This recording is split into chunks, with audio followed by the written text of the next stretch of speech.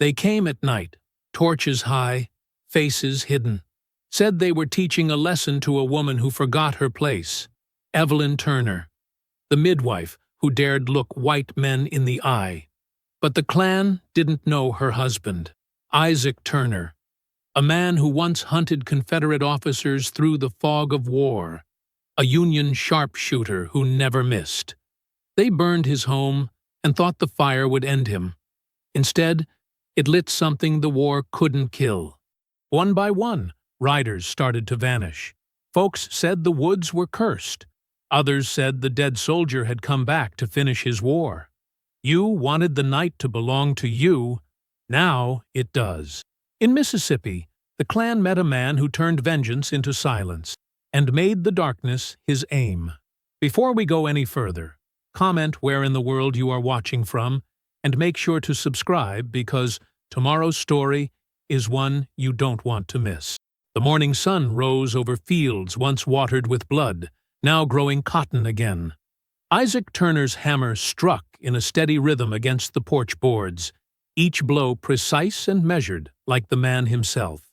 At 43, his frame remained solid, though the war had left deeper marks than the small scar cutting across his left eyebrow. His movements were efficient, a man who never wasted motion. From inside the cabin came the low, gentle voice of his wife. Evelyn Turner spoke with a mother's worried tones, while a small boy coughed weakly. "Drink all of it now, James," Evelyn said. "The elderberry will help bring the fever down."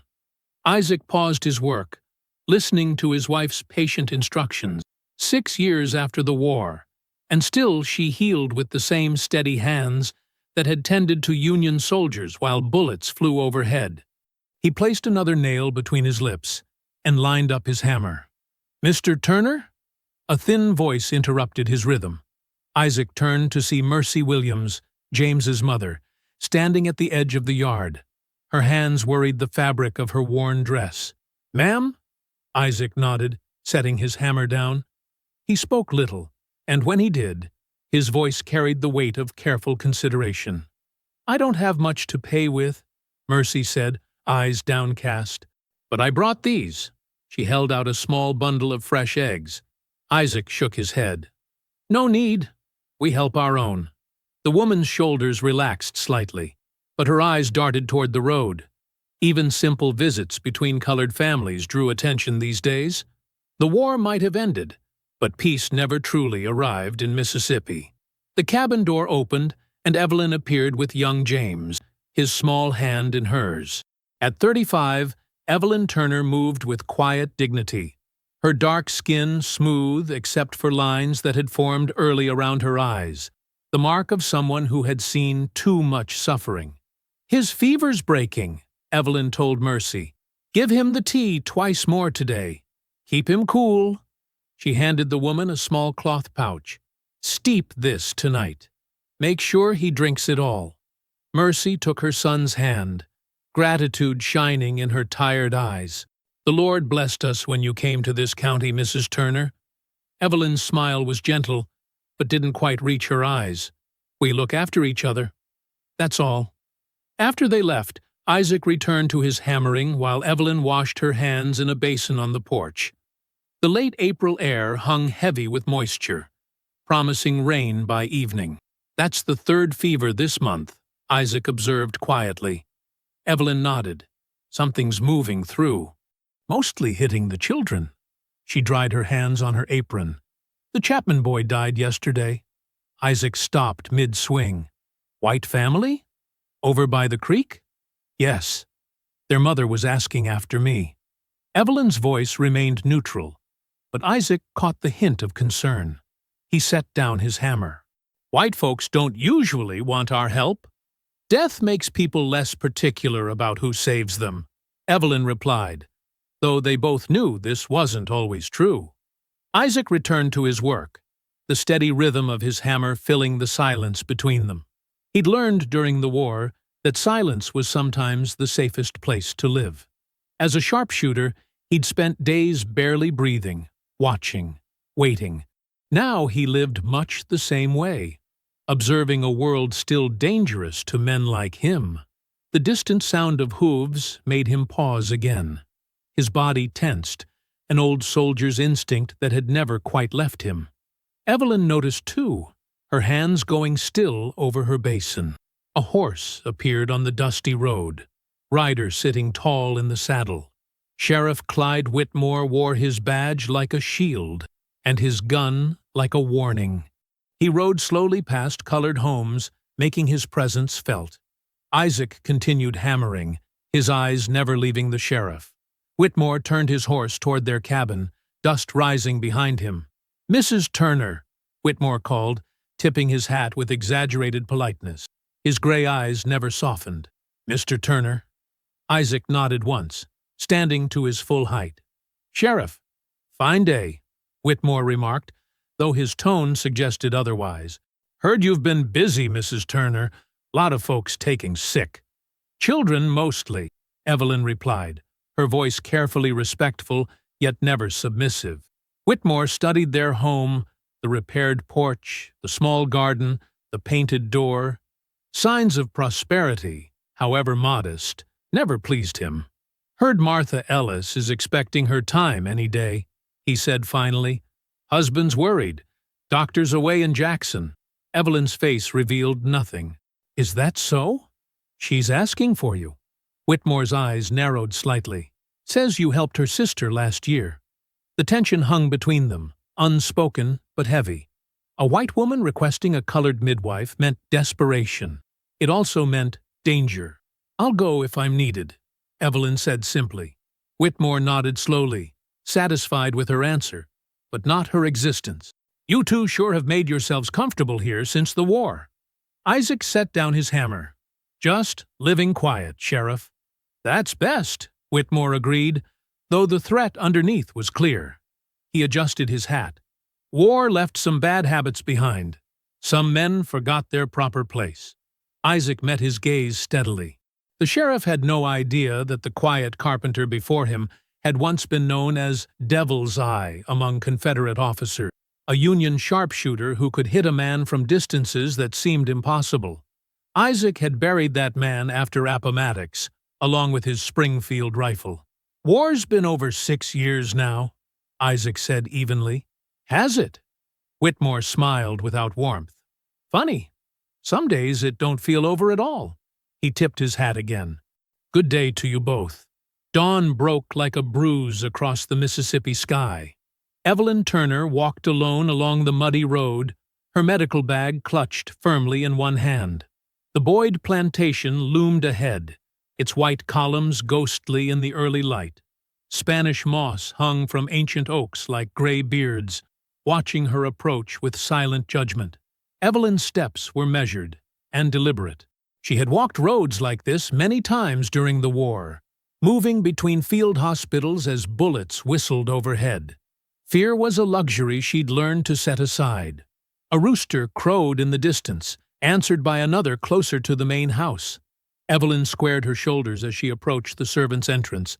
She knew better than to knock at the front door, no matter who had summoned her. An elderly black woman opened the door before Evelyn could knock. Her eyes were wide with worry. "You the midwife?" she whispered. "I'm Mrs. Turner. I've come for Mrs. Boyd." The woman nodded quickly. "Upstairs. Been crying out since midnight. Dr. Campbell came and left. Said he wouldn't touch her with—" She glanced around nervously. "Said the baby was turned wrong." Evelyn understood what remained unspoken.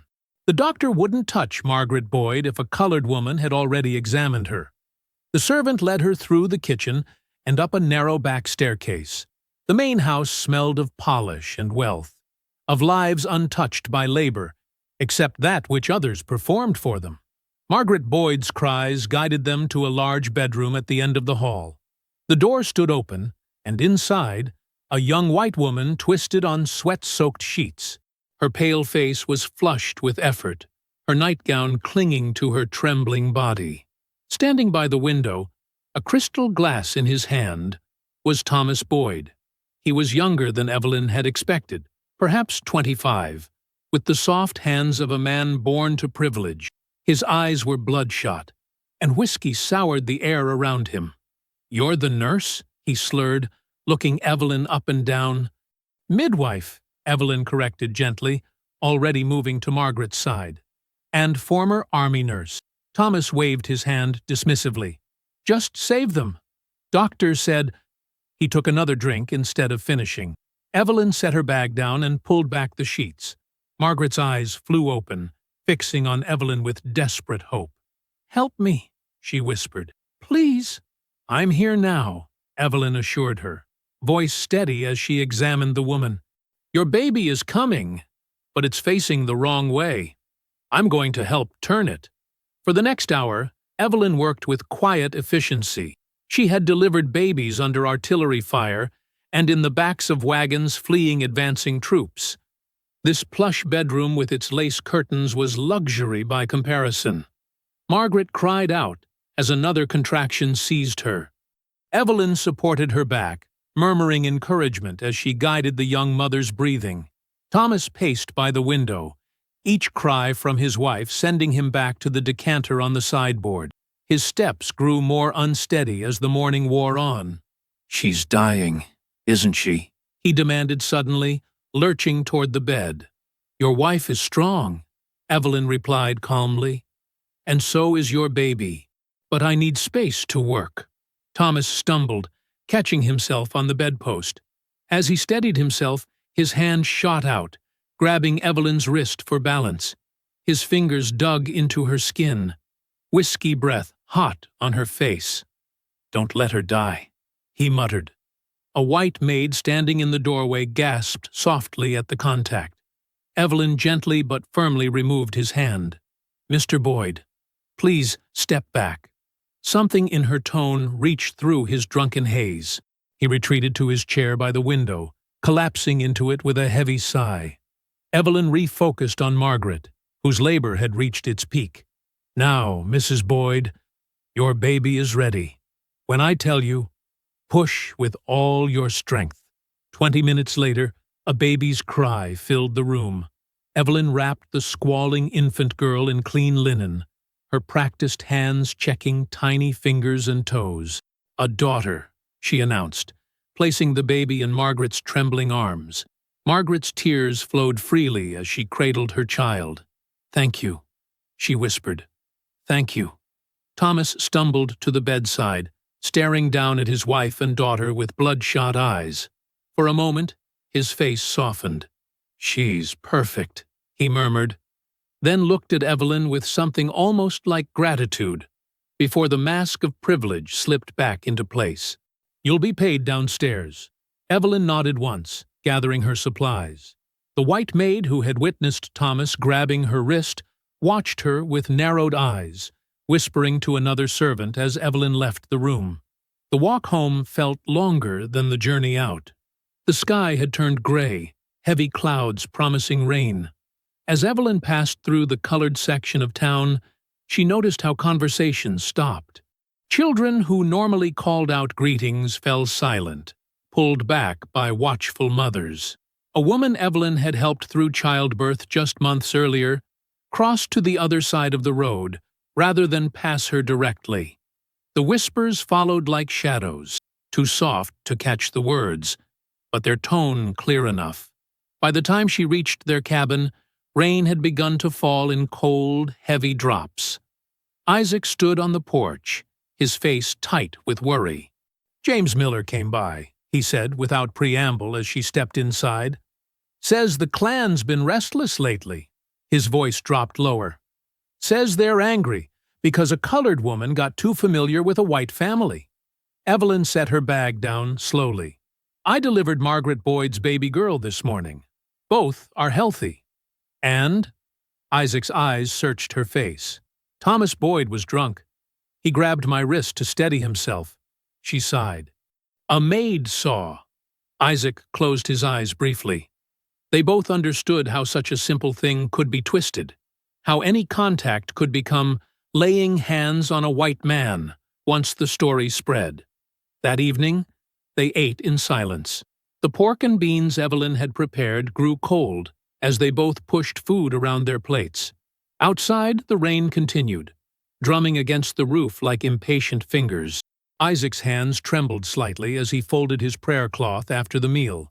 He had survived the war with steadier hands than he sometimes showed now, in supposed peace. A dog howled somewhere in the distance, its cry rising above the storm. Evelyn stood suddenly, walking to the door. She slid the heavy wooden bolt into place, testing it once to make sure it held firm. The wind rattled the shutters Isaac had reinforced last summer, making them creak against their hinges. "I saved them both," Evelyn said quietly. "Mother and child." Isaac nodded. "I know." They didn't need to say more. Something had shifted in the air between them, between their home and the world outside. They both felt it, like the pressure drop before a tornado, when birds go silent and the world holds its breath. The morning came with cool air and birdsong. Isaac stepped outside to fetch water, his tin bucket in hand. 3 steps from the door, he froze. Burned into the wooden planks of their cabin door was a crude cross, black with ash and char. The smell of smoke still hung in the air, a reminder that whoever had done this hadn't been gone long. Isaac's hand tightened on the bucket handle until his knuckles whitened. He stood perfectly still, the way he once had in Virginia forests, when Confederate patrols passed nearby. "Isaac!" Evelyn's voice came from inside. A moment later, she appeared in the doorway, wiping her hands on her apron. She saw the mark immediately. Her eyes narrowed, but her face remained calm. Too calm. Isaac recognized that stillness. It was how she'd looked in field hospitals when a soldier was beyond saving. "Well," she said softly, "seems we got visitors in the night." Isaac glanced around.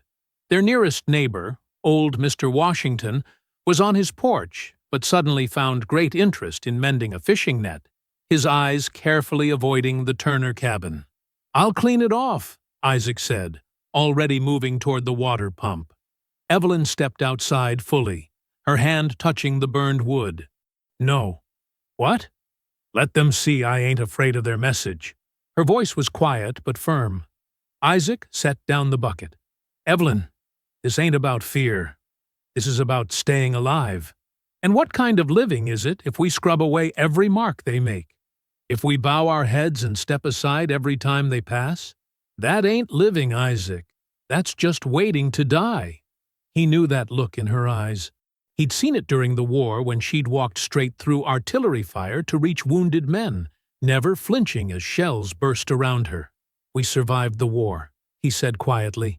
"I aim to survive this peace, too." Evelyn's eyes softened as she took his hand. "Then we survive it, standing up, not on our knees." Throughout the day, Isaac worked in the yard, splitting firewood with sharp, angry strokes. Neighbors passed on the road. Some nodded quickly before hurrying on. Others pretended not to see them at all. Mrs. Jackson, who had always brought sweet potato pie when Evelyn helped with her rheumatism, crossed to the opposite side of the dirt road. Her eyes were fixed firmly on the ground. "They're afraid," Evelyn said from the porch, where she was shelling peas. "With good reason," Isaac replied, bringing down the axe with enough force to split a log clean through. Evening came slowly, the sun hanging red and swollen on the horizon. Isaac and Evelyn sat on their porch after supper, as was their custom. The burned cross remained on their door, a black scar against the weathered wood. The sound came first, horses' hooves, moving unhurriedly down the road. Then shadows took shape against the dying light. 5 riders, their faces hidden beneath white hoods that glowed orange in the sunset. Isaac's body tensed. His hand found the porch railing and gripped it hard enough that the wood creaked in protest. The riders slowed as they reached the Turner cabin. Their horses stamped and snorted in the dusty road, tails swishing at flies. "Evening, nurse," called one of them, his voice young and slurred with drink. Though his face was hidden, Isaac recognized Thomas Boyd's voice immediately. "Saw you tending my wife." "Mighty helpful of you." Evelyn said nothing, her face a mask of calm. "Reckon we ought to remind her of her place. Boyd continued, looking at his companions. Seems she's forgotten who she's dealing with. Isaac's breathing slowed.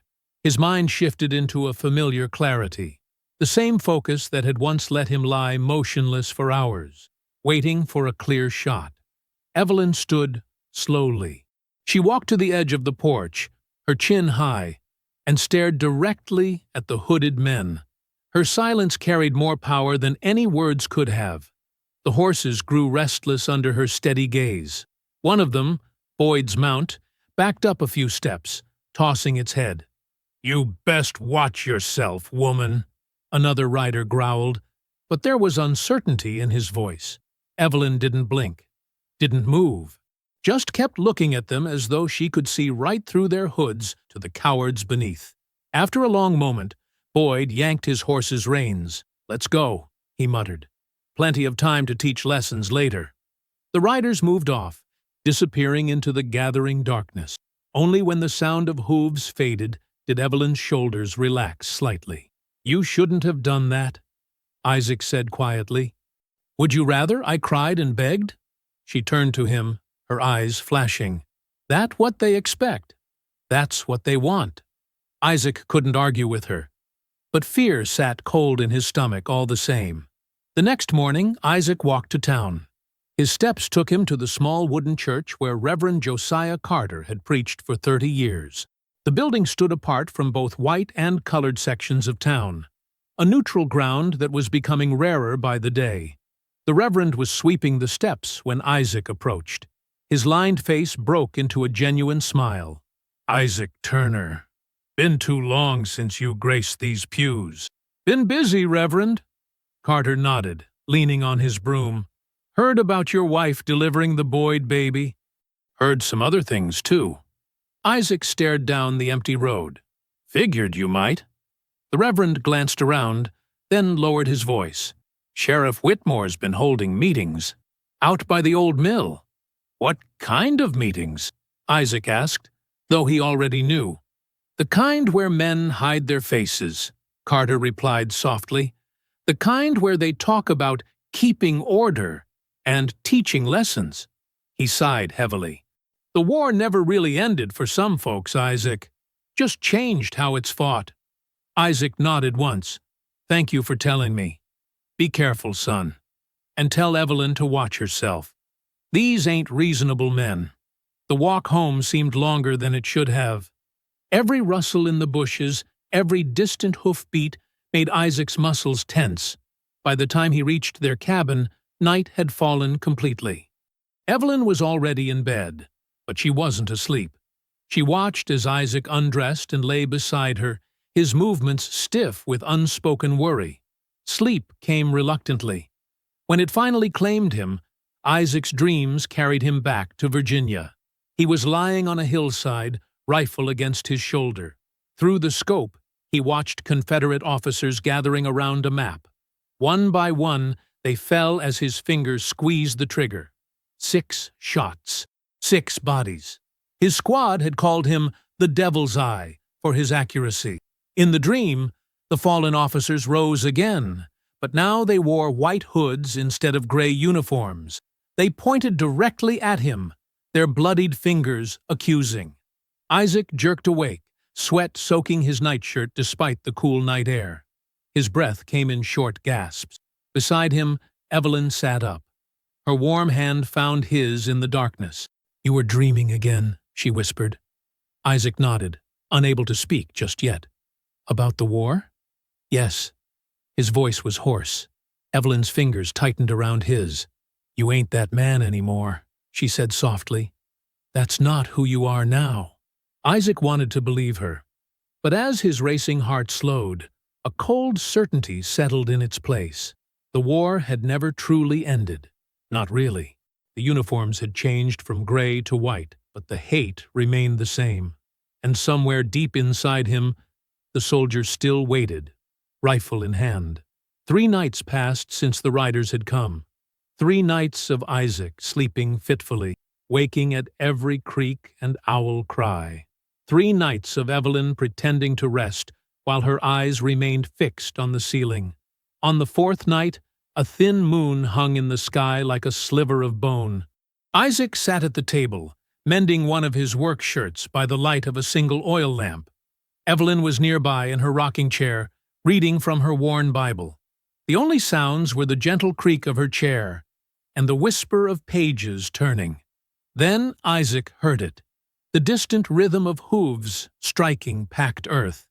His fingers froze mid-stitch. He glanced at Evelyn. Her eyes had lifted from the page, meeting his in silent understanding. "How many?" she whispered. Isaac rose slowly and moved to the window. He peered through a crack in the shutters, his breath catching in his throat. "Too many," he said quietly. "Dozen. Maybe more." Evelyn closed her Bible and set it carefully on the small table beside her chair. "They've been drinking up their courage." Isaac crossed the room in 3 quick strides and blew out the lamp, plunging the cabin into darkness. His eyes adjusted quickly, a skill learned in wartime. He returned to the window. White hoods gleamed in the moonlight. Some riders carried torches that spit angry sparks into the night air. The flames painted their horses' flanks with shifting orange light. "Get away from the window," Isaac said, pulling Evelyn to his side. She came willingly, but there was no fear in her touch. Her hand was steady against his. The riders formed a circle around the cabin. Their horses stamped and snorted, tails swishing nervously at the smell of smoke. A voice rang out, young, slurred with whiskey, but carrying the sharp edge of hatred. "Bring out the witch!" Isaac recognized Thomas Boyd's voice immediately. His muscles tensed, ready to fight, but Evelyn's touch on his arm stopped him. "The what?" she whispered. "The witch," Boyd called again. "We know what you did to Margaret after the baby came. Making her bleed, giving her fits. Witch work." Other voices joined in, a jumble of accusations. Words like spell and curse floated through the night air. Isaac's confusion must have shown on his face, because Evelyn shook her head slightly. "Margaret Boyd has childbed fever," she said softly. "Nothing I could do for that, except tell them to call the doctor." "They're looking for reasons," Isaac replied. "Truth don't matter." A torch sailed through the air, landing with a thud against the side of the cabin. The dry wood didn't catch immediately, but the warning was clear enough. "Come out and face judgment," Boyd shouted, "or we burn you out." Isaac moved toward the back room, where he kept a shotgun loaded. Evelyn's hand on his wrist stopped him. "No," she said firmly. "That's what they want." Before he could argue, Evelyn was moving toward the door. She straightened her nightdress, pulled her shawl around her shoulders, and reached for the latch. "Evelyn!" Isaac hissed. "Don't!" But she was already turning the handle, stepping onto the porch with the same calm dignity she'd shown when tending wounded soldiers. The torchlight caught her face, highlighting her high cheekbones and steady eyes. Isaac followed close behind her, his body half shielding hers, his hand reaching for a weapon that wasn't there. The riders fell silent at her appearance. Perhaps they'd expected cowering, pleading, or running. They hadn't expected this tall woman standing straight-backed on her porch, looking at them as if they were nothing more than troublesome children. "You've woken my husband," Evelyn said, her voice carrying clearly through the night. "State your business and be gone." Thomas Boyd spurred his horse forward. His hood had slipped slightly, revealing his flushed, angry face. "You bewitched my wife," he shouted. "Put a curse on her after the baby came." "Your wife has childbed fever," Evelyn replied evenly. "I told you to fetch Dr. Williams." "Liar!" Another rider joined Boyd. "We know what you are." Isaac's eyes darted between them, calculating distances, planning movements. There were too many, far too many. But if he could get Evelyn back inside, maybe they could. It happened in an instant. One of the horses, a nervous chestnut with a white blaze, suddenly reared, spooked by a torch that had swung too close to its face. The rider, caught unaware, toppled backward from his saddle. The sound of his neck breaking was like a green branch snapping, sharp and final. Silence fell over the yard. The fallen man's torch hissed in the dirt beside him, its flame guttering but not dying. "Martin?" one of the hooded men called uncertainly. When there was no response, he dismounted quickly and knelt by the still form. "He's dead," the man announced, his voice hollow with shock. "His neck's broke." A murmur ran through the group. Some made the sign of the cross. Others backed their horses away from the cabin as if distance might protect them. "She spooked his horse," someone whispered. "Did you see? She just looked at it, and it went wild." Isaac wanted to laugh at the absurdity, but the fear in their voices was real and useful. Boyd's horse shifted nervously beneath him. His eyes, visible through the hood's eye-holes, were wide with confusion and growing unease. "Get down," Isaac whispered to Evelyn, expecting the shock to turn quickly to rage, but Evelyn stood firm. She gazed at the dead man, then at the circle of hooded figures. Her eyes reflected the torchlight, making them seem to glow from within. One by one, the riders began to retreat. Some muttered prayers. Others simply turned their horses and rode. Finally, only Boyd remained, his horse dancing nervously beneath him. "This ain't finished," he said, but his voice cracked, robbing the threat of its power. Then he too was gone, galloping after the others, leaving behind only the body of their fallen companion. When the sound of hooves had faded completely, Isaac sank to his knees on the porch steps. His legs felt suddenly unable to support him. The night air seemed too thin to breathe. "We need to leave," he said, his voice shaking. "Tonight. They'll be back with more men." Evelyn turned to him. In the moonlight, her face was composed, almost peaceful. She looked back toward the road where the riders had disappeared. "They ain't ghosts," she said quietly, "but they'll see one soon enough." Inside, Isaac lit the lamp again with trembling hands.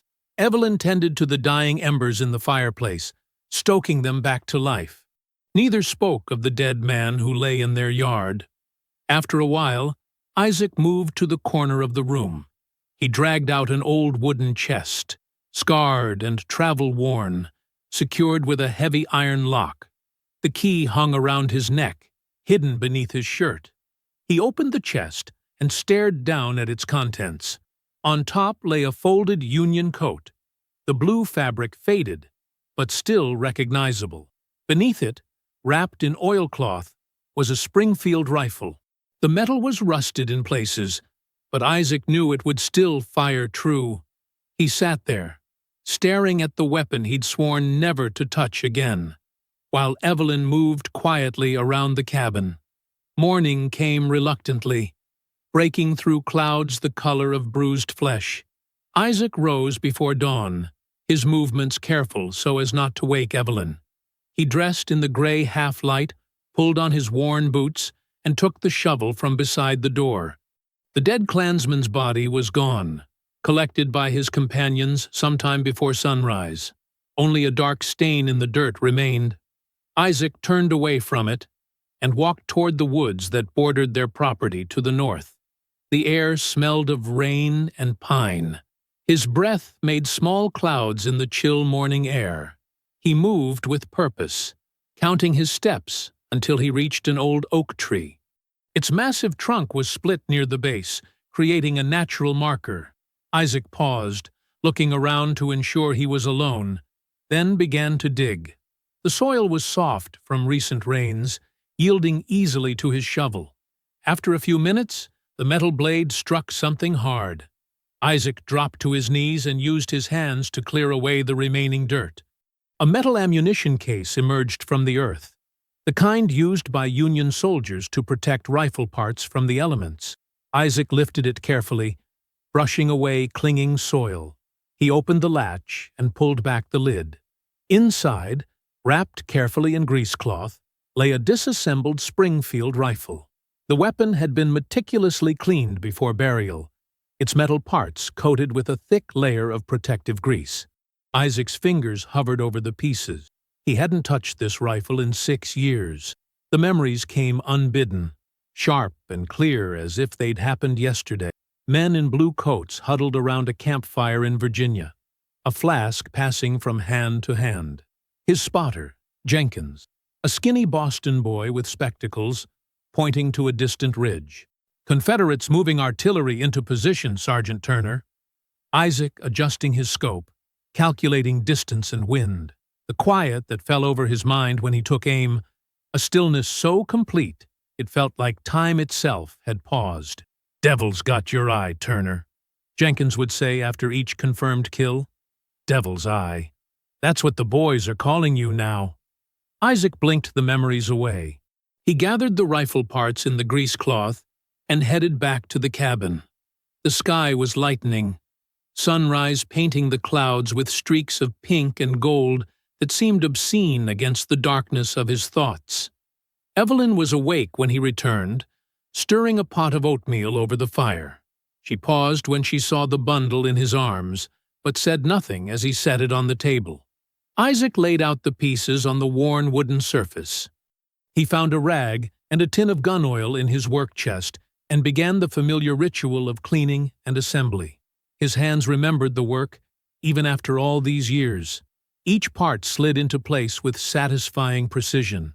Evelyn brought him a cup of coffee and stood in the doorway, watching. Her face was calm, but her eyes held a question. "I buried it after the war," Isaac said finally, not looking up from his work. "Swore I'd never kill another man." "And now?" she asked quietly. Isaac fitted the firing mechanism into place with a soft click. "Now they've brought the war to us."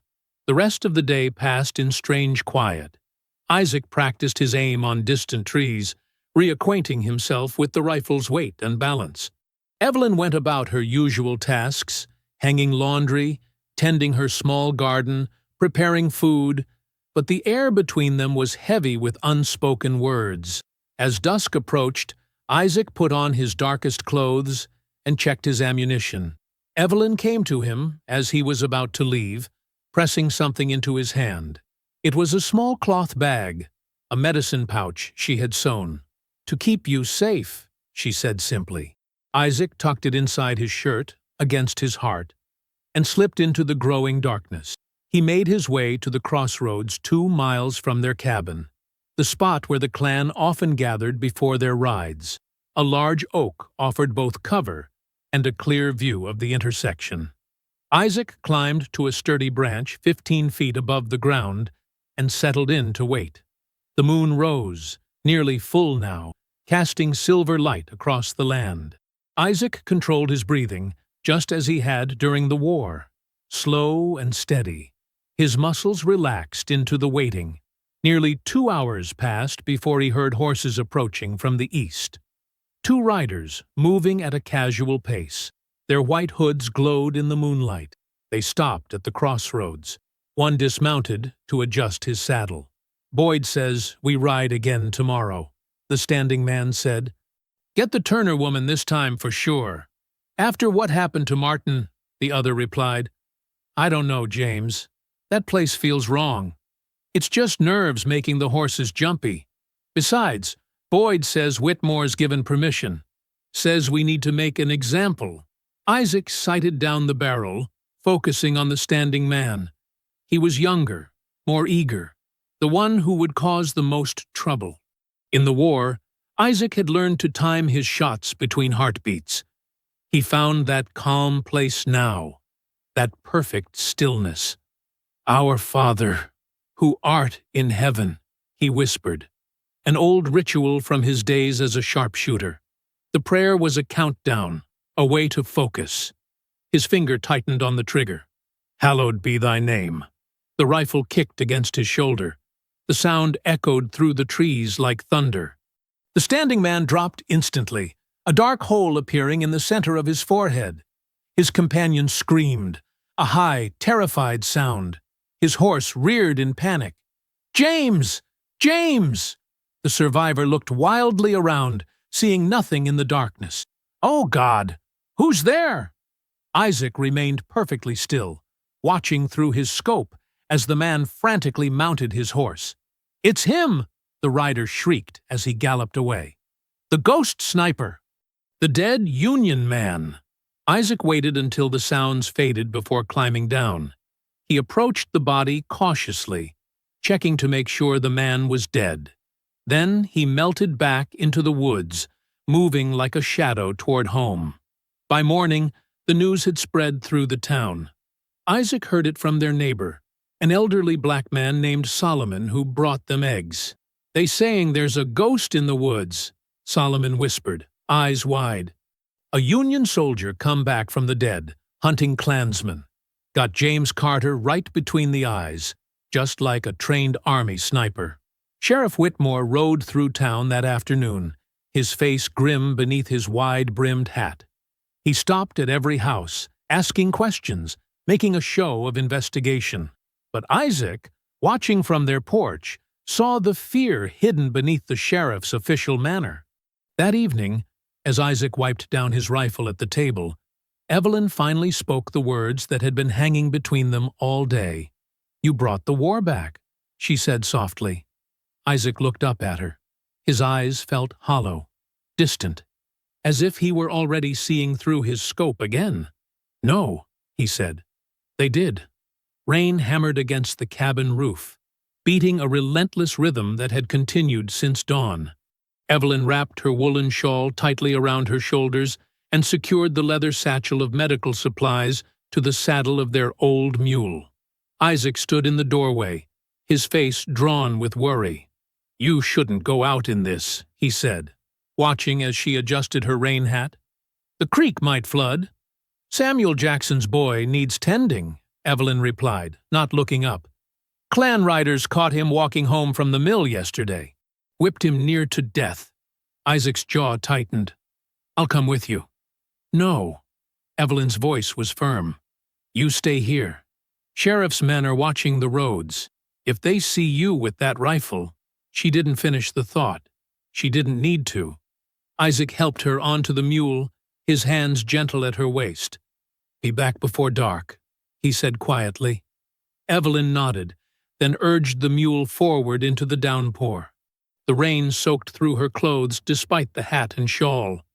Mud splashed up to her knees as the mule picked its way along the flooded path. The Jackson family lived 3 miles away, in a cluster of cabins hidden among thick pine trees, a settlement of freedmen who'd pooled their meager savings to buy a small plot of land. When she arrived, Esther Jackson rushed out to meet her, sheltering Evelyn with a tattered umbrella as she dismounted. "Thank the Lord you came," Esther whispered. "He's burning with fever." Inside the small cabin, 16-year-old Thomas Jackson lay on a pallet, his face contorted with pain. When Esther pulled back the blood-soaked cloth covering his back, Evelyn had to fight to keep her expression neutral. The boy's flesh was torn to ribbons, the wounds deep and already showing signs of infection. "Who did this?" Evelyn asked, reaching for her satchel. "Boyd and his men," Esther said, her voice trembling. "Said Thomas looked at a white woman wrong at the store?" Evelyn worked methodically, cleaning the wounds with carbolic solution, applying salves of yarrow and comfrey, and bandaging the boy's back. All the while, she spoke softly to him, telling him stories to distract from the pain. When she finished, she pressed a small bottle of laudanum into Esther's hands. "2 drops for the pain. No more," she instructed. "I'll be back tomorrow to change the dressing." As she rose to leave, Esther caught her arm. "Is it true?" the woman asked, her eyes wide. "What they're saying about the Union ghost? The soldier who's hunting the Klan?" Evelyn hesitated, then leaned close. "The dead don't rest when justice is denied," she whispered. "Stay quiet. The soldier's spirit walks again." Esther's grip tightened. 3 more families hiding in the woods past the creek, she murmured. "Ran when the Klan burned their homes. 1 woman's got a baby due any day." Evelyn nodded. "Show me."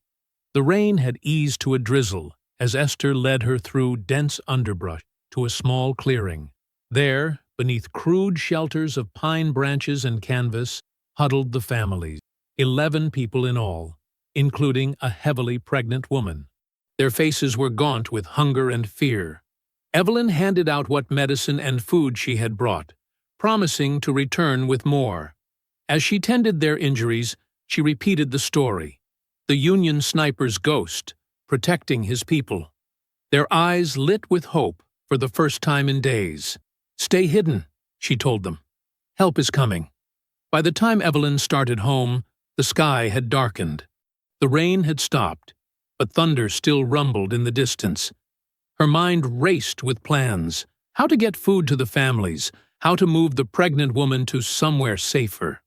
Isaac was waiting at the door when she arrived, his rifle propped against the wall beside him. "I was about to come looking for you," he said, helping her down from the mule. His hands lingered on her waist. Inside, Evelyn stripped off her wet clothes and wrapped herself in a dry quilt. Isaac built up the fire and heated water for tea.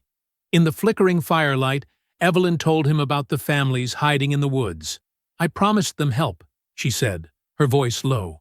"Food, blankets. The woman's baby could come any day." Isaac nodded slowly. "I'll take supplies tomorrow night," he said. "After I check the crossroads." Later, as they prepared for bed, Evelyn watched Isaac pull a small wooden cross from his pocket. He'd carved it from pine, simple but precise, with clean lines and smooth edges. "What's that for?" she asked, though she already suspected. Isaac turned it in his calloused fingers. "I leave them," he said quietly, "by the bodies, so they know it's not random, so they know why." Evelyn's throat tightened. The carpenter who created beauty from raw wood now carved markers of death. She reached for his hand, feeling the roughness of his skin against hers. "How many?" she asked. "3," he answered. "The horse threw one. I shot 2 others." Evelyn didn't pull away. Instead, she moved closer, her body pressing against his. They'd barely touched since the night riders first came, too wrapped in fear and planning. Now, in the dim light of their cabin, they rediscovered each other through whispered words and gentle hands. Later, as they lay beneath the quilt, the sound of rain returning to the roof, Isaac traced the curve of Evelyn's cheek with his finger. "I'm afraid," he admitted, his voice barely audible. "Not of dying, of becoming something I can't come back from." Evelyn held his face between her palms. "You're still my Isaac," she said firmly. "Still the man who builds instead of breaks." A candle burned low beside their bed, its flame casting long shadows across the walls. Thunder rolled in the distance, a warning of storms to come. "Once they stop coming," Isaac promised, "I'll bury the gun for good." Evelyn nodded, but didn't speak. She didn't believe him, couldn't believe him. The war had never truly ended for men like Isaac. It had just changed shape. The candle burned down to its stub, the flame guttering in a pool of wax. Outside, thunder echoed across the sky, nature's own gunfire in the night. 3 days later, the town square buzzed with nervous energy. People gathered in tight clusters, voices low, eyes darting.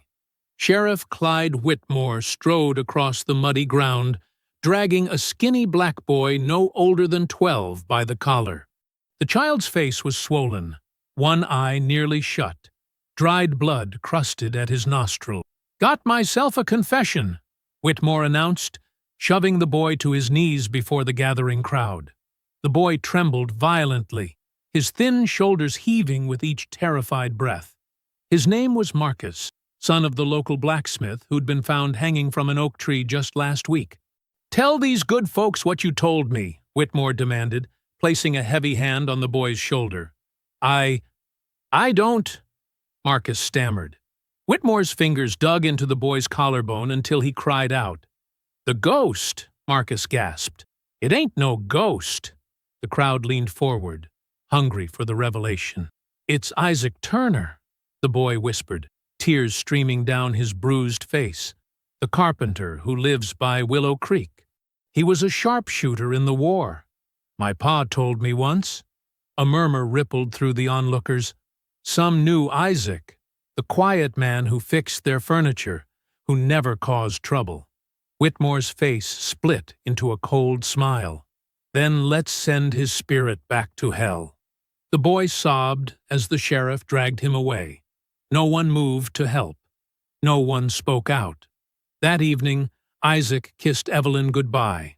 "Old Man Johnson needs his fence fixed before the cattle break through," he explained, shouldering his toolbox. "Might be late." "Be careful," Evelyn said, pressing her cheek against his. "Something feels wrong today." Isaac nodded, his eyes scanning the tree line as they always did now. "Bar the door behind me. I won't be far." As darkness fell, Evelyn sat at the table mending a torn shirt by lamplight. The cabin was quiet, except for the crackle of the hearth fire and the soft scratch of her needle through cloth. Outside, an owl called once, then fell silent.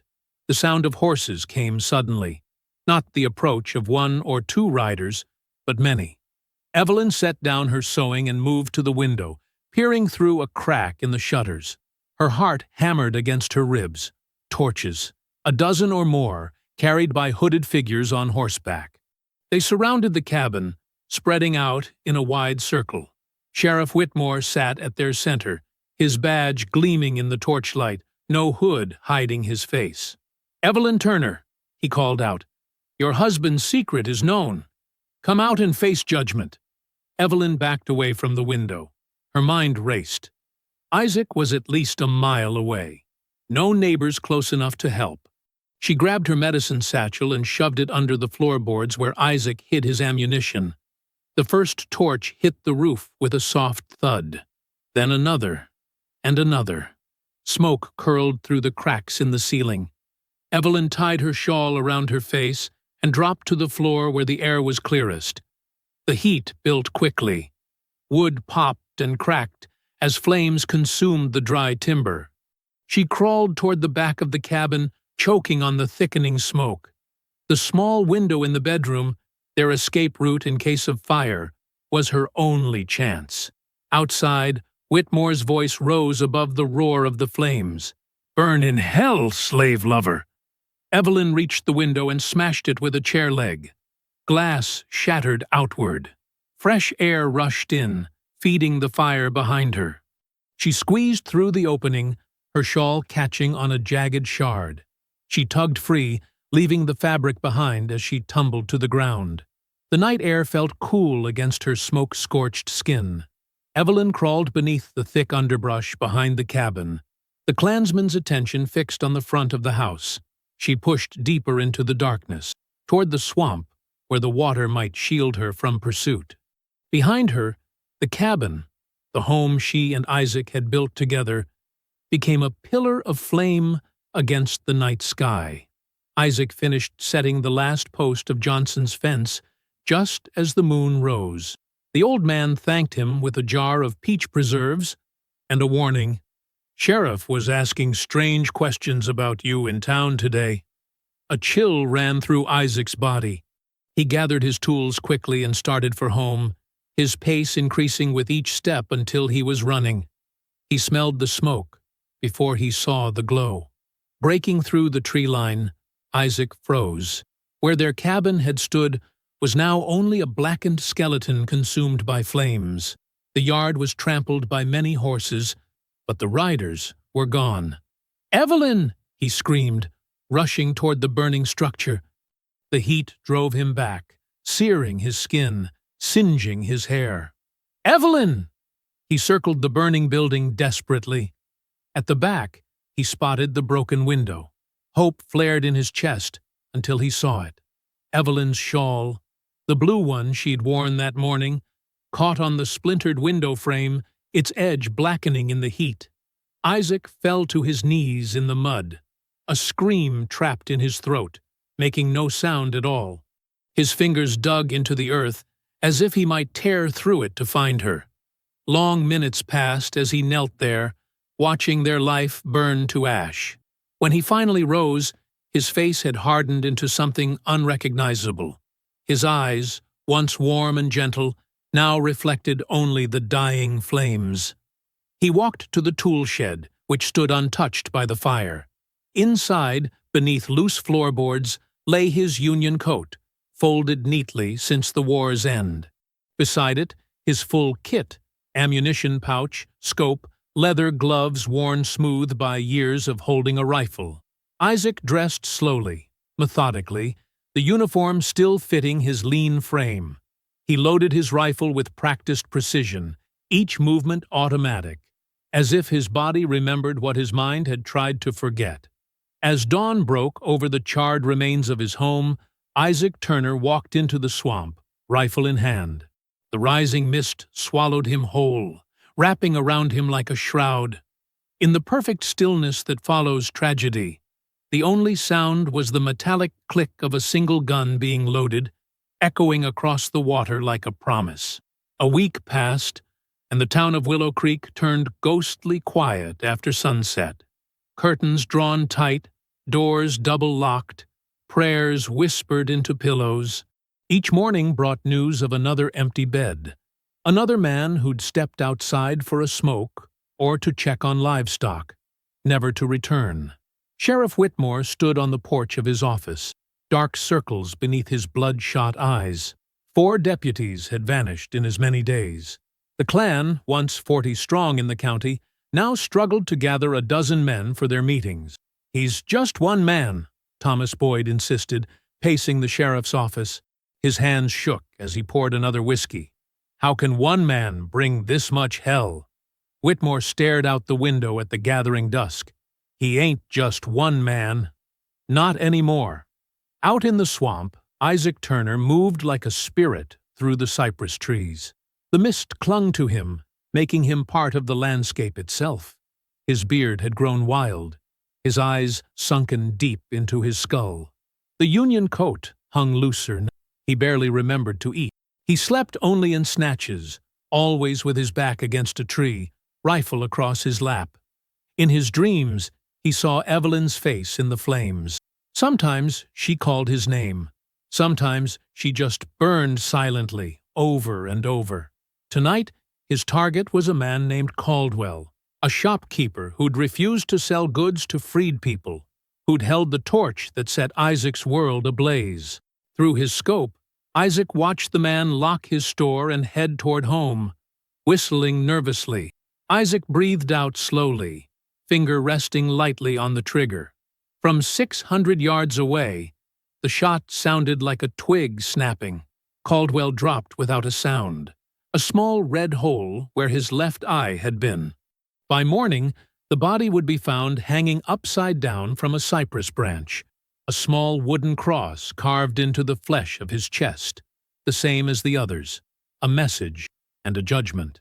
In town, people spoke of the dead-eye ghost in hushed tones. Some claimed he could walk through walls, that bullets passed right through him.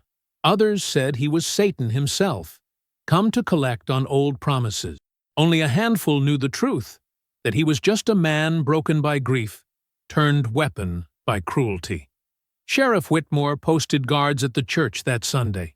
Men with shotguns stood at each window, jumping at shadows.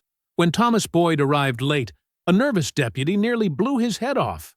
"Damn it all to hell," Whitmore hissed, pulling Boyd inside by his collar. "This can't go on. He's picked us off one by one. 8 men gone in a week." "We could leave," Boyd suggested, his voice cracking. "Just pack up and head west." "And let him win?" Whitmore spat on the church floor. "He ain't no man. He's death remembering our names." He grabbed Boyd's shoulder. "We got one chance. We find where he sleeps, and we burn him out." 5 miles away, in a hidden clearing deep in the swamp, a small farmhouse stood sheltered by ancient oaks. The Freeman family, Moses, Sarah, and their 3 children, worked the land in careful secrecy. Escaped slaves during the war, they'd built this place where no white man ever ventured, living off what they could grow and hunt. Inside, on a narrow bed near the hearth, Evelyn Turner opened her eyes. The pain in her side had dulled from knife-sharp to throbbing. Burns covered her right arm and shoulder, the skin pink and tender beneath Sarah's careful bandages. "You back with us?" Sarah asked, pressing a cool cloth to Evelyn's forehead. "You've been fevered something awful." "How long?" Evelyn's voice came out as a rasp, her throat raw from smoke. "A week now." Moses found you half drowned in the swamp, running from something fierce. Memories flooded back. The flames, the hoofbeats, the suffocating smoke. "Isaac," she whispered. "My husband." Sarah's face grew somber. "There's been killings. White men found hanging in the trees. Some say it's a ghost soldier taking revenge."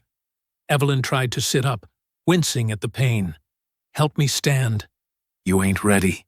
"Please." The desperation in her voice silenced further argument. With Sarah's support, Evelyn shuffled to the cabin door and looked out at the misty swamp. Somewhere in that maze of water and cypress, Isaac hunted. Not a ghost, but something caught between life and death. A man consumed by vengeance. "He thinks I'm dead," Evelyn said softly. "That's why he's doing this." That night, as Moses and his family slept, Evelyn sat by the dying fire, staring into the embers. The house creaked and settled around her. Through the small window, she could see the moon casting silver light across the water. "Isaac," she whispered into the darkness, "if you can hear me, come back before the darkness keeps you." The fire popped and hissed, sending a shower of sparks up the chimney. Evelyn pulled her borrowed shawl tighter around her shoulders. She knew her husband was out there, not the gentle carpenter with careful hands, but the sharp shooter they called the Devil's Eye, the man who never missed. What frightened her most wasn't that he might die in his quest for vengeance. It was that he might live through it and never find his way back to himself. "I'm still here," she whispered, her words carried away by the night wind. "Find me instead of them." Morning light filtered through the cypress trees as Evelyn pushed herself up from the bed. Her body protested with every movement, burns still tender beneath the bandages. Sarah Freeman rushed to her side, concern etched across her face. "You ain't strong enough yet," Sarah insisted, trying to guide Evelyn back down. "I have to find him," Evelyn said, her voice stronger than it had been in days. "Before there's nothing left of him to find." Despite Sarah's protests, Moses Freeman understood. He packed a small sack with cornbread and dried venison, then offered his walking stick. "The path through the swamp will take you to the main road," he explained. "From there, it's 4 miles to your land." His eyes clouded. "Be careful. The woods ain't safe no more." Evelyn nodded her thanks, tucking her borrowed shawl tighter around her shoulders. The morning air held a chill despite the season, or perhaps it was just her weakened body feeling the cold more deeply. Each step sent pain shooting through her side, but she kept moving, one foot in front of the other. The swamp gradually thinned, muddy ground giving way to a dirt road rutted with wagon tracks. Evelyn paused at the edge of the trees, scanning the empty road in both directions. The silence felt unnatural. No birds sang, no travelers passed by. This road used to bustle with farmers bringing goods to market. She turned north toward town and began the long walk home. The sun climbed higher, beating down on her shoulders. Sweat mingled with the pain, making her lightheaded. Still, she pressed on. Around a bend in the road, Evelyn came upon the first sign of violence. A wagon lay on its side, one wheel shattered. Dark stains marked the dirt nearby. No body remained, but the dried blood told enough of the story. Someone had dragged the dead away. A mile further, she passed the remains of the Boyd plantation. The big house still stood, but the windows were dark, the fields untended. A single crow perched on the fence post, watching her pass with beady eyes. The place felt abandoned, as if its occupants had fled in haste. "He's hunting them down," Evelyn whispered to herself, one by one. By midday, she reached the crossroads where the church stood. People gathered in small clusters, speaking in hushed tones. They fell silent as she approached, eyes widening at the sight of her. A woman they believed dead, walking among them like her own ghost. "Evelyn Turner?" Reverend Carter stepped forward, disbelief written across his weathered face. "We thought you—" "I'm looking for my husband," she cut in, having no time for explanations. The Reverend's expression darkened. No one's seen Isaac in days. Not since. He trailed off, unwilling to speak of the cabin burning. What's happened here? Evelyn asked, gesturing to the fearful faces around them. An old woman stepped forward.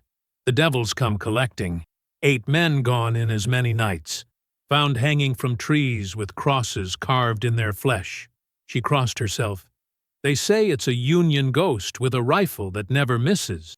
Evelyn leaned heavily on her walking stick. Where's the sheriff? Holed up at his office with what's left of his men, the Reverend answered, waiting for the ghost to come for them too.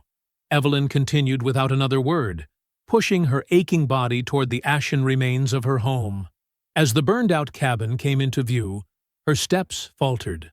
Little remained beyond the stone chimney and blackened timber frames, a skeleton of the life she and Isaac had built. What caught her eye, however, was the strange marker hanging from a nearby oak tree. Isaac's old Union coat, the blue wool faded and dirty, hung from a branch like a flag of defiance. It was riddled with bullet holes, each one marked with a small wooden peg, the same way Isaac had once tracked his kills during the war. Evelyn reached out with trembling fingers to touch the fabric. A message, not for her, but for Sheriff Whitmore. A promise of what was coming. She sank down beneath the tree, exhaustion finally overtaking her. The sun began its slow descent toward the horizon. Soon it would be dark, and in the darkness, Isaac would hunt again. Miles away, in a burned-out church on the edge of town, Sheriff Whitmore gathered what remained of his men. 5 nervous-looking riders, Thomas Boyd among them. Their hoods and robes lay folded in a corner, abandoned for more practical clothing. He'll come tonight, Whitmore said, checking his revolver for the 3rd time. And when he does, we'll be ready. Thomas Boyd's hands shook as he loaded his shotgun. What if bullets can't kill him?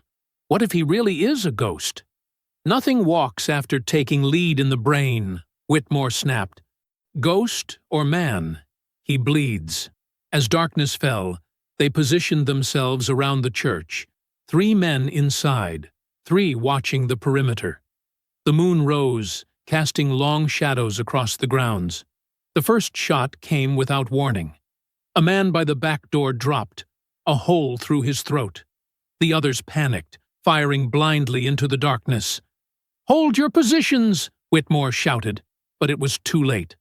Another shot. Another man down. Then another. Within minutes, only Thomas Boyd and Sheriff Whitmore remained, crouched behind the altar. "We're going to die here," Boyd whispered, tears streaming down his face. "The cabin," Whitmore suddenly said. "Turner's land. He won't follow us there. It's sacred ground to him." They made a desperate dash for their horses, riding hard through the night. Behind them, a shadow detached itself from the trees and followed at a steady pace. Back at the ruins of the cabin, Evelyn woke to the sound of approaching hoofbeats. She struggled to her feet, heart pounding as 2 riders burst into the clearing. Sheriff Whitmore and Thomas Boyd dismounted quickly, using the stone chimney for cover. "He won't come here," Whitmore panted. "Not where she died." Evelyn pressed herself against the oak tree, hidden in shadow. Neither man had seen her yet. Minutes later, a figure emerged from the darkness. Isaac walked slowly into the moonlight, rifle cradled in his arms. His face was gaunt, beard wild, eyes hollow, a walking ghost of the man she had loved. "Come out, Whitmore," Isaac called, his voice flat and empty. "Face me like you faced my wife." The sheriff rose slowly from behind the chimney, revolver in hand. He saw Evelyn then, standing in the shadows, and his eyes widened in disbelief. "You can't kill what's already dead," he shouted, raising his weapon. Isaac stepped forward, rifle aimed steady. "No," he said quietly, "but I can make it quiet." The rifle cracked once. Dawn broke over the ruins, painting the world in shades of gray and gold. Wisps of smoke still drifted from the burned church in the distance, dark fingers reaching toward the brightening sky. Sheriff Whitmore lay sprawled in the dirt, his revolver still clutched in his lifeless hand. The single bullet hole between his eyes was neat and precise, the mark of a sharpshooter who never missed. Evelyn stepped forward from the shadows, her movements slow with pain and exhaustion. She let her borrowed shawl slip from her shoulders, dropping it beside Whitmore's body like an offering to the dead. Her eyes never left Isaac.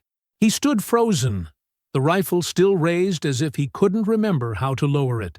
His finger remained on the trigger, his body locked in the posture of a man who had become a weapon.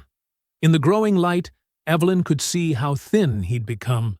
His cheeks were hollow, his clothes hanging loose on his frame, but it was his eyes that frightened her most, empty and distant, as if the man she loved had retreated deep inside himself, leaving only the soldier behind. "Isaac," she whispered, stepping closer. "Isaac, it's over now." He didn't respond. His hands began to tremble, making the rifle barrel shake. Thomas Boyd whimpered from behind the chimney, forgotten in the moment that mattered only between husband and wife. Evelyn knelt beside Isaac, ignoring the pain that shot through her burned side. Gently, so gently, she placed her hands over his on the rifle. "Let go," she said, her voice stronger. "The war is over, Isaac. Let go." Slowly, his fingers uncurled. The rifle slid into Evelyn's waiting hands. She cradled the weapon that had taken so many lives, Confederate soldiers in Virginia, Klansmen in Mississippi. It was heavier than she expected. Isaac sank to his knees beside her, his body suddenly boneless. He stared at his empty hands, as if he'd never seen them before. "Evelyn," he whispered, his voice cracking. "I saw the fire. I thought you were—" "I got out," she said simply, touching his face. "And I found my way back to you." Isaac's face crumpled. The mask of the soldier, of the devil's eye, fell away, revealing only a man broken by grief and violence. He reached for her with shaking hands, then pulled back, afraid to touch her, as if she might vanish. "I killed them all," he said. "Every man who rode that night." "I know." Evelyn stood, the rifle in her arms. She walked to what remained of their home, the blackened timbers, the ash-filled foundation, and knelt in the center. With her bare hands, she began to dig into the soft, charred earth. Thomas Boyd scrambled from his hiding place, running for his horse. Neither Evelyn nor Isaac moved to stop him. He would carry the story back. The ghost who hunted the Klan, the woman who returned from the dead. Let him spread his fear. When the hole was deep enough, Evelyn placed the rifle inside and covered it with ash and dirt, burying the war once more. Isaac watched her from where he knelt, unable to move, unable to help. "It's done now," she said, returning to him, her hands black with soot. They sat together as the sun climbed higher, as color returned to the world. Neither spoke. There were no words for what they had lost, for what they had done. There were no words for finding each other again in the ashes of so much death. A single bird called from a nearby tree, hesitant at first, then stronger, as if testing whether it was safe to sing again. Its voice cut through the heavy silence, simple and clear. Isaac turned his face toward the sound. A tear tracked through the grime on his cheek. Evelyn reached out and took his hand. Together, they listened as the bird was joined by another, then another, until the morning filled with sound once. Weeks passed. The first frost touched the ground, then melted away. The town began to stir again, cautiously at first, then with growing confidence. No riders came in the night, no crosses burned. The fear had changed direction. The whispered stories now warned against harming the Turners, against waking the ghost who walked with a rifle. Isaac worked from dawn until dusk, rebuilding their home. Each plank he cut and nailed was an act of faith, faith that they had a future, that they could start again. His hands, once steady only when aiming a rifle, now found purpose in creation rather than destruction. The nightmares still came, but less often. Sometimes he woke screaming. Sometimes he couldn't speak for days, but he kept building. Evelyn planted herbs along the new porch, rosemary for remembrance, lavender for peace, mint to ease pain. Her burns healed slowly, leaving scars across her side and arm. Women from town began to visit again, cautiously at first, then regularly, seeking her remedies and midwifery. Even some white women came, speaking in hushed tones of her husband, the protector, the avenger. The cabin rose from the ashes, different from before, but solid. Isaac carved new furniture, each piece more intricate than he'd ever attempted. Evelyn hung curtains in the windows and laid rugs on the floor. They created a home again, piece by piece, day by day. On a clear morning in late autumn, Isaac stood in their front yard, carving a wooden cross, not like the small markers he'd left on his victims, but a larger one, meant to stand guard over their home. His hands moved steadily, the knife peeling away layers of oak to reveal the message beneath. Evelyn stepped out onto the porch, wiping her hands on her apron. She watched him work, his back straight, his movements deliberate. She walked across the yard and stood beside him as he finished the last letter. The words stood clear against the polished wood. Here lies peace, won the hard way. Isaac looked up at her, uncertainty in his eyes. She placed her hand over his, feeling the rough calluses, the strength that had taken lives and now built them. Together they planted the cross at the edge of their property, facing the road. Behind them stretched their field, quiet and empty in the autumn light. The grass bent in the breeze. No soldiers marched there now. No night riders galloped through the shadows. Just open land, waiting for spring. In that moment, in that place, the war finally ended. I hope you found that story powerful. Leave a like on the video and subscribe so that you do not miss out on the next one. I have handpicked 2 stories for you that are even more powerful. Have a great day.